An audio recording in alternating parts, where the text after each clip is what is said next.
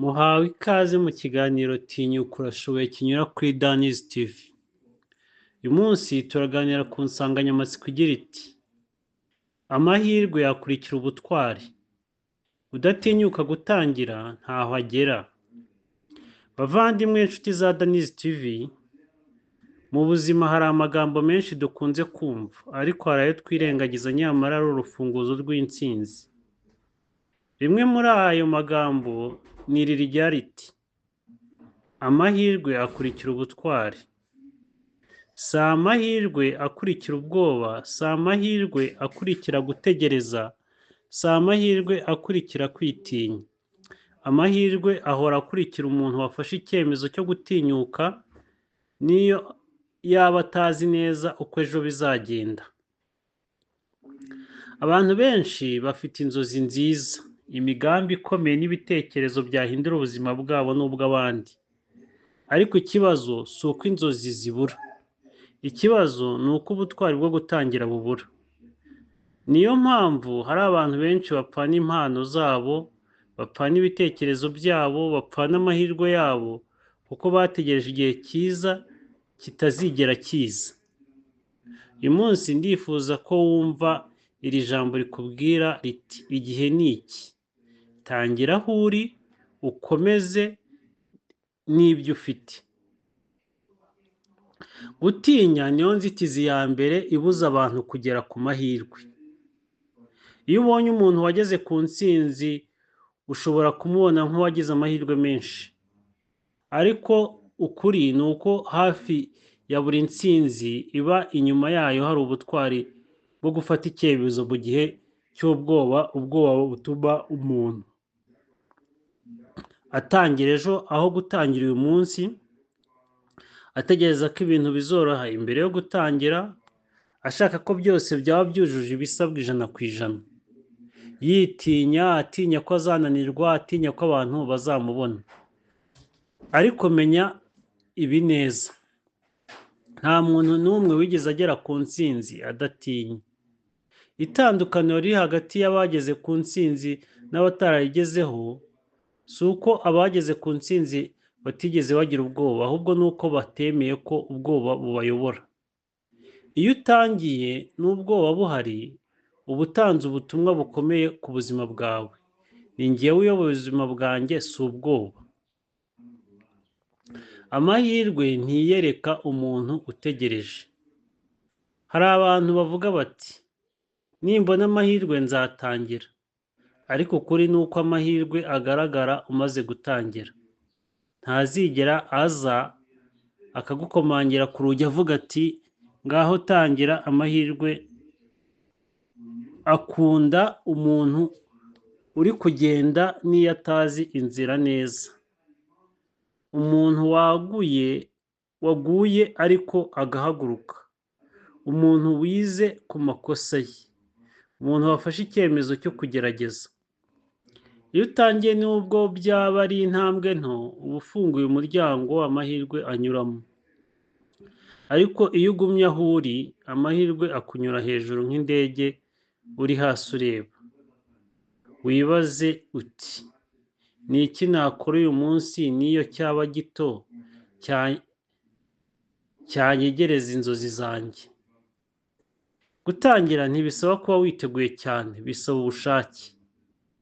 Abantu benshi baravuga bati siniteguye, ariko ikibazo ni iki: ninde wigeze aba yiteguye neza mbere yo gutangira? Umucuruzi ntiyigeze amenya byose mbere yo gufungura bizinesi. Umuyobozi ntiyigeze amenya kuyobora byose mbere yo guhabwa inshingano. Umuririmbyi ntiyigeze aririmba neza bwa mbere. Umwigisha ntiyigeze yigisha neza ku nshuro ya mbere. Icyo bose bahuriyeho ni kimwe: baratangiye. Kandi mu gutangira niho bize, barakura, barakosora, baba beza. Gutegereza kwitegura bihagije ni nko gutegereza ko amazi yose yo mu nyanja ashira ngo wambuke. Ntibizigera bibaho. Udatinyuka gutangira ntiyiga. Ubuzima ni ishuri rikomeye, ariko iri shuri rifite itegeko rimwe rikomeye: wigira mu bikorwa si mu bitekerezo gusa. Iyo udatangiye nta kosa ukora ariko ntacyo wiga, nta kunanirwa ugira ariko nta bunararibonye, nta guhinduka kubaho. Iyo utangiye ukora amakosa ariko ukayigiraho, uragwa ariko ugahaguruka ufite imbaraga, wiga ibyo udakwiye gusubiramo. Wibuke, kunanirwa si ikibazo, ikibazo ni ukutagerageza. Kunanirwa ni igice cy'urugendo ariko kudatangira ni imperuka. Ubutwari ntibuvuga kudatinya, bivuga gukora nubwo ufite ubwoba.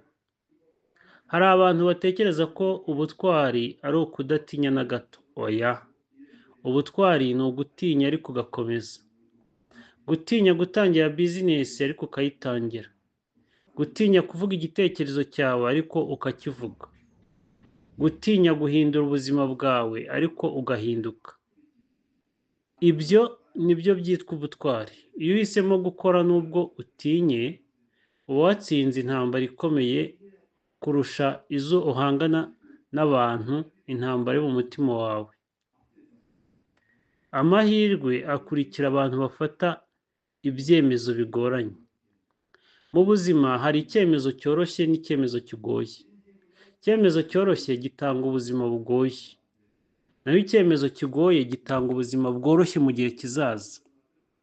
Gutangira bizinesi nto, umushinga mushya, kwiga ikintu gishya, kureka ibitari kuguteza imbere biragoye mu ntangiriro, ariko bitanga amahirwe atangaje mu gihe kirekire. Amahirwe ntakurikira umuntu uhora ahitamo icyoroshye, akurikira umuntu uhitamo icyiza niyo cyaba kigoye. Ntukategereze ko abandi baguteramo umurava. Hari abantu bategereza ko bazatangira ari uko babonye abantu babashyigikiye, amagambo meza, icyemezo cy'abandi, ariko ukuri ni uko mu ntangiriro abantu benshi batumva igitekerezo cyawe. Bamwe bazaguseka, abandi bagushidikanyeho, abandi bakubwire ko bidashoboka. Ariko wibuke, abantu bazaguseka mu ntangiriro, bakugire inama utabasabye hagati, hanyuma bakugire intangarugero nyuma. Ntutegereze ko bose babyemera. Tangira, ibisubizo byawe bizabera igisubizo.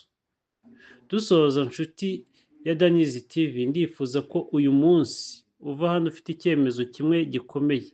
Sinzongera kwica inzozi zanjye n'ubwoba. Wibuke, amahirwe akurikira ubutwari. Udatinyuka gutangira ntawagera. Gutangira ni intambwe ya mbere igana ku ntsinzi. Nta gihe kizaza cyiza kurusha iki ufite. Nturebe uko urugendo rurerure rumeze, reba intambwe imwe ushobora gutera uyu munsi. Tinyuka, urashoboye. Niba abandi barabishoboye, nawe urabishoboye. Niba hari uwabikoze avuye aho uri, nawe wabikora.